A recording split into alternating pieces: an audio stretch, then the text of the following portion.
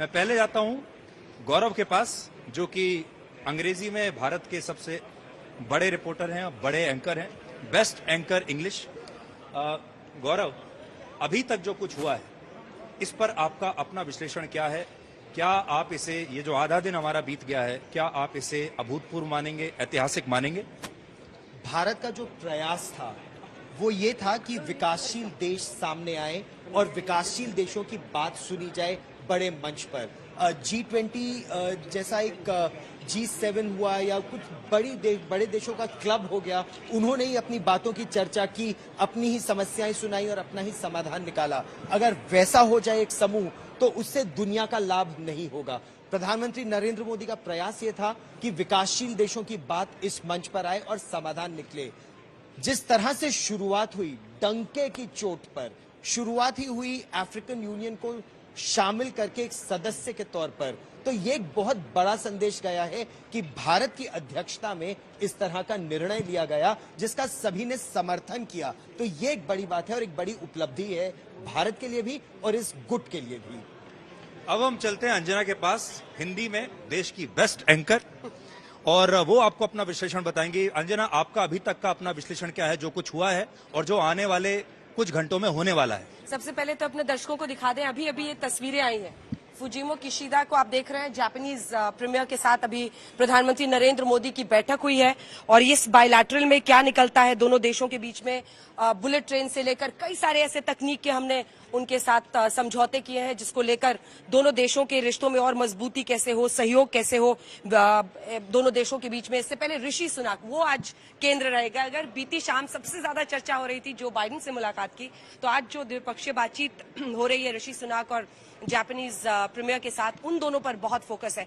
मुझे लगता है भारत ने एक बहुत बड़ा संदेश दिया है कि कोविड के बाद, रूस यूक्रेन जंग के बाद जो नया वर्ल्ड ऑर्डर बन रहा है उसकी दिशा, उसका बैलेंस हम तय कर रहे हैं। एक मुल्क के तौर पर हमने जिस तरह से, आप यहाँ पहुंचेगा, अगर हमारे तमाम दर्शक हैं वो यहाँ पहुंचेंगे तो अशोक, उनको पता चलेगा कि किस पैमाने पर यह आयोजन किया गया है। मतलब हम लोगों के लिए भी शायद आखिरी दिन तक सांसें कई बार अटकती थी कि सब ठीक से होगा नहीं होगा। इतना इंटरनेशनल मीडिया आया हुआ है, ऐसे जो आप अनगिनत हॉल्स देख रहे हैं, ऐसे लगभग अलग अलग हिस्सों में आप जाइए तो 8-10 हॉल्स हैं बड़े बड़े। वैसा ही भारत मंडपम में जो भव्य आयोजन है। इनफैक्ट अशोक ने ऐसे बहुत सारे समिट्स को अंतर्राष्ट्रीय स्तर पर कवर किया है, मैंने ऐसे बहुत सारे अंतर्राष्ट्रीय समिट्स को कवर किया है। अशोक, मुझे नहीं लगता कि ऐसा इंतजाम, अगर मैं सिर्फ मीडिया सेंटर की भी बात करूं तो ऐसा मीडिया सेंटर और शायद किसी और देश ने कभी नहीं क्रिएट किया था। बिल्कुल सुधीर, आप सही बोल रहे हैं। और मैं कल जब यहाँ पे आया भारत मंडपम में, तो मैंने देख के मैं बड़ा हैरान रह गया। इतना स्मूथली, इतना ऑर्गेनाइज और सिस्टमेटिक और इतना बड़ा, क्योंकि मैंने G8 भी कवर किया था एवियन में बहुत साल पहले वाजपेयी गवर्नमेंट के दौरान, तब देखा तो बड़ा क्योस था, इतना कंजस्टेड था, जबकि इतना बड़ा इंटरनेशनल मीडिया वहां पहुंचा था। लेकिन उसके बावजूद भी यहाँ का जो मीडिया सेंटर देखें, अलग अलग रंग यहाँ पे दिखाई दे रहे हैं। आप किसी दूसरे देश में अगर G20 हो या दूसरे समिट हो, आप वहां जाके देखें तो आपको ऐसे रंग नहीं दिखाई देंगे उनके देशों के, लेकिन भारत के रंग, उनकी संस्कृति, कल्चर, परंपराएं अलग अलग ढंग से आपको दिखाई देंगे और इतना विशाल और अनोखा दिखाई दे रहा है सुधीर। अगर यहाँ का मीडिया सेंटर की बात करें, और सब कोई, सिर्फ भारत के लोग ही नहीं, भारत का मीडिया ही नहीं, इंटरनेशनल मीडिया भी इसकी कि कैसे ये बनाया गया है, कैसे ऑर्गेनाइज किया है। कभी भी जब हम लोग बातचीत कर रहे हैं, ये बगल वाले कमरे में इंटरव्यू रूम में सहयोगी गीता मोहन कर रही हैं। ये देखिए, ये जो इंटरव्यू रूम नंबर 5 है, अगर कोई कैमरा दिखा सके तो इस तरह की हलचल के बीच हम लोग हैं। बिल्कुल बिल्कुल अंजना, तमाम रंग हैं यहाँ पे और तमाम इंटरनेशनल मीडिया के बीच आप देखिए तो कितना बड़ा और सुंदर ये बनाया गया है भारत मंडप। और बाहर के जो लोग आए हैं, बाहर के जो डिग्निटरीज आए हैं, वो लोग भी, डेलीगेट्स, इसको अप्रिशिएट कर रहे हैं जो भारत ने इंतजाम किया है। पूरा का पूरा जो तैयारियां की गई हैं, जो अध्यक्षता कर रहा है भारत, उसकी अप्रिशिएशन चारों तरफ से आ रही है। और दूसरी बात सुधीर, जो हम बात कर रहे थे, इसमें पूरा भारत, पूरे देश के लोग शामिल हैं, पूरा देश का ये G20 बन गया है। पहली बार है कि सिर्फ दिल्ली ही नहीं, पूरे देश भर में काफी जगह पर पिछले 9 महीने से G20 के प्रोग्राम्स हो रहे हैं और हर आदमी से रिलेट कर रहा है। उनको लगता है ये हमारा प्रोग्राम है, जबकि ऐसा कभी देखा नहीं गया इतने सालों में। 30-31 साल मुझको भी मीडिया में हो गए, बहुत सारे प्रोग्राम्स देखे, लेकिन पहली बार है कि कि हर देश का नागरिक इससे अपने आप को एसोसिएट कर रहा है, वो किसी ना किसी ढंग से जुड़ा है। मतलब इसको एक बड़े इस हॉल से बाहर लेकर गए हैं, आम जनता के बीच में बिल्कुल, लेकर गए हैं। अभी तक मैं अपने दाईं तरफ नहीं आया। नेहा, हमने ऑर्गेनाइज तो बहुत अच्छा किया है, सब इंतजाम बहुत बढ़िया है, लेकिन आउटकम की अगर हम बात करेंगे तो आउटकम क्या निकलने वाला है? क्या आउटकम भी उतना ही बड़ा, उतना ही खास, उतना ही स्पेशल होगा जो इससे पहले कभी नहीं हुआ?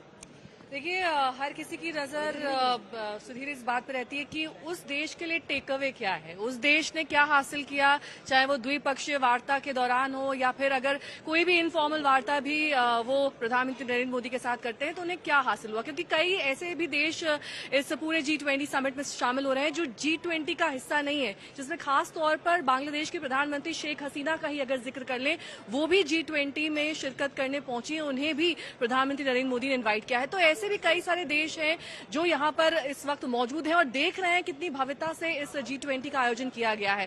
लेकिन सुबह फेज था वन अर्थ का, अब लगभग 3 बज चुके हैं, वन फैमिली के फेज में हम पहुंच चुके हैं, क्योंकि 3 फेजेस जैसा कि आपने शुरुआत में ही बताया इस पूरे G20 समिट के हैं। और इस वन फैमिली में दरअसल ये सुनिश्चित करने की जरूरत है कि जो कमजोर देश हैं, जो विकासशील देश हैं, वो विकसित देशों से कैसे मदद हासिल कर सकते हैं। और विकसित देशों में सबसे पहला नाम आता है यूएसए का। तो यूएसए ये सुनिश्चित करेगा कि वो कैसे आईएमएफ को अतिरिक्त धन देगा। लगभग $25 बिलियन की बात की जा रही है, जो आर्थिक सहायता के तौर पर उन देशों तक पहुंचेगा जहां पर इस वक्त खासतौर पर रूस और यूक्रेन युद्ध के दौरान जो लोग इस युद्ध से प्रभावित हुए हैं उन तक मदद कैसे पहुंचे, चाहे वो आर्थिक तौर पर हो, सामाजिक तौर पर हो, उनके पुनर्विकास की हो, उनको किस तरह से विस्थापित अगर वो हुए हैं तो कैसे उन्हें दोबारा घर मुहैया कराया जाए, रोजमर्रा की चीजें, इस पर बहुत सारे देशों की नजर टिकी रहती है, खासतौर पर जो यूक्रेन